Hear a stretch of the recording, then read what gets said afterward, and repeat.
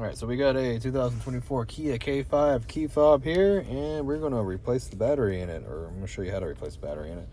So if we turn it over where we have the buttons here, there's a little button at the bottom.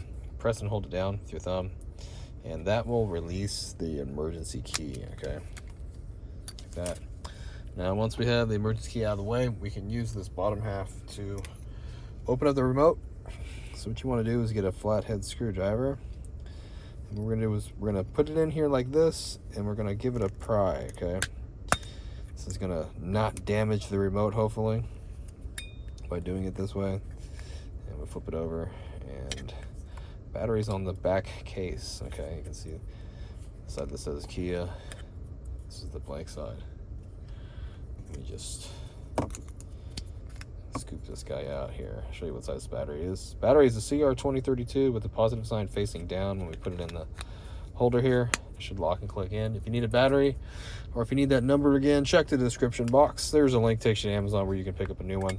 We're gonna put this together starting with the top first and work our way down. Click it all together. It should snap just like that. And we just get the emergency key, and if it goes in smooth, locks, you are done.